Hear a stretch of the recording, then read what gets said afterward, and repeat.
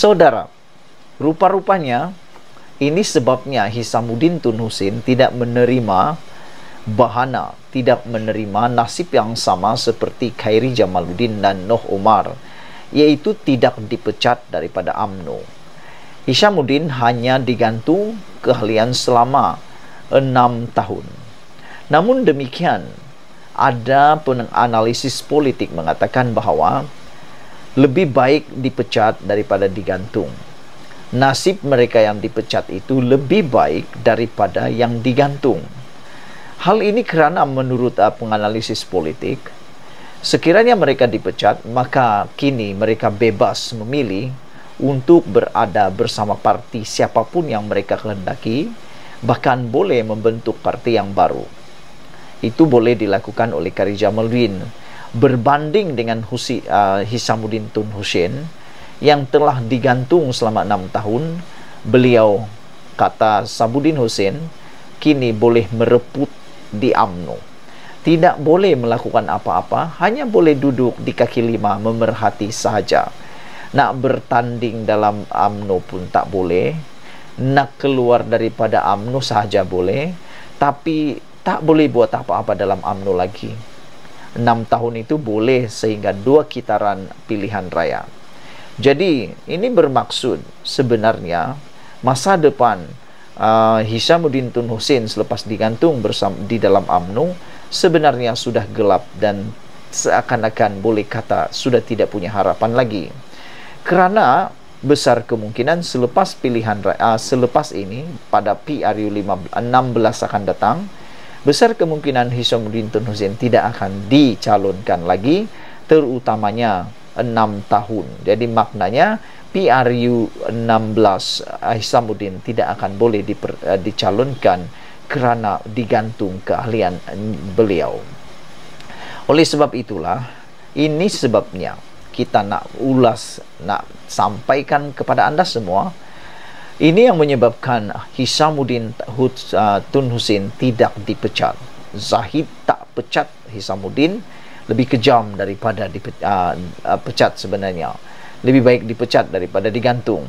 Ini kerana menurut penganalisis politik, Hisamuddin Tun Hussein selamat daripada pemecatan kerana status ahli parlimen beliau. Saya ulang sekali lagi, status ahli parlimen yang telah menyelamatkan Hisamuddin daripada dipecat.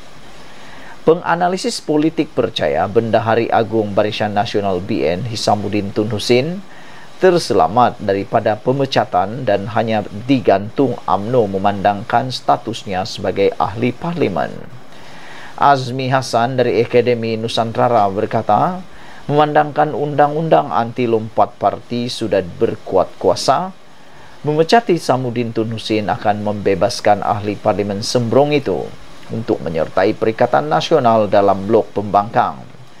Selain itu, katanya Hisamuddin boleh kehilangan kerusinya jika keluar UMNO susulan penggantungan selama 6 tahun. Itu sebab utama mengapa Hisamuddin Hussein hanya digantung dan tidak dipecat seperti Noh Omar dan Khairi Jamaluddin. Khairi dan Noh boleh diketepikan kerana mereka bukan ahli parlimen.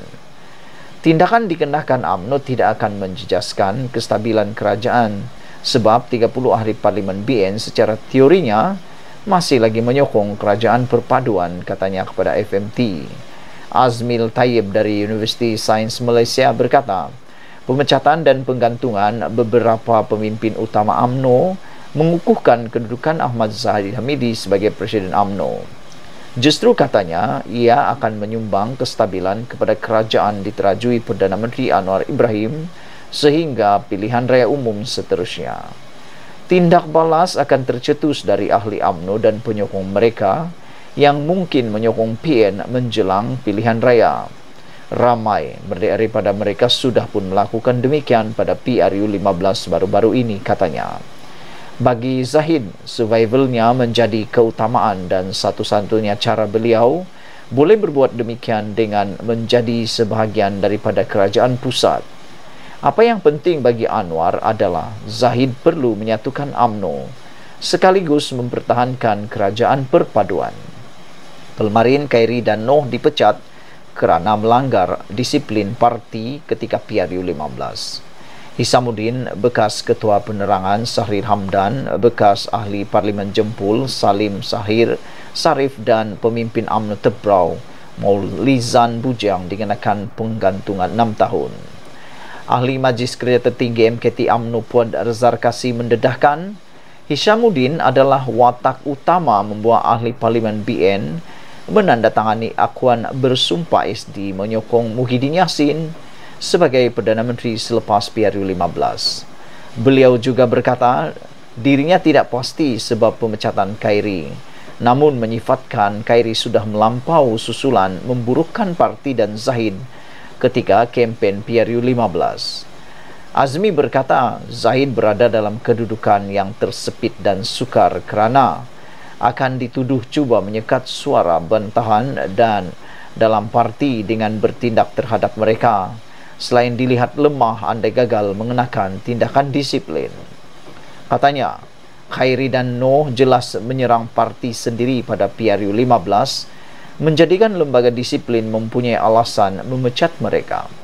Tetapi jika Zahid tidak bertindak, beliau akan dituduh terlalu lemah serta menjadikan suara membantahnya dalam UMNO semakin nyaring, katanya. Azmi berkata, bagaimana tindakan itu akan diterima oleh akar umbi akan diterjemahkan pada pilihan raya negeri, walaupun jawatan top 2 UMNO tidak dipertandingkan. Sama ada tindakan ini memakan diri atau memberi kelebihan kepada kem Zahid akan diketahui menjelang pemilihan parti, katanya lagi. UMNO dijadual mengadakan pemilihan parti bagi ahli MKT dan pemimpin bahagian pada 18 Mac akan datang ini. Saudara, inilah sebabnya ahli parlimen iaitu Hisamuddin Tun Hussein tidak dipecat oleh Zahid, iaitu status ahli parlimennya. Sekiranya Zahid memecat Hisamuddin Tun Hussein, bermaksud Hisamuddin Tun Hussein terpaksa melepaskan jawatannya sebagai ahli parlimen dan beliau dianggap lompat parti dan akan ada pilihan raya kecil di bahagian Sembrong. Dan kalau itu pilihan raya kecil itu dapat diadakan, bermaksud Hisamuddin Tun Hussein akan ada pasukan beliau sendiri dalam kempen, yaitu geng-geng beliau yang telah dipecat dan digantung itu. Besar kemungkinan Hisamuddin akan menang besar di sana dan itu akan memberikan tamparan besar luar biasa kepada Zahid Hamidi. Itulah sebabnya yang menakutkan Zahid Hamidi. Persoalannya sekarang ialah beranikah Hisamuddin Tun Hussein meletakkan jawatan sebagai ahli parlimen keluar daripada parti UMNO dan mengadakan pilihan raya kecil di Sembrong. Sekian dulu untuk kali ini. Jangan lupa tinggalkan komen Anda, tekan butang subscribe. Kita jumpa lagi. Bye-bye.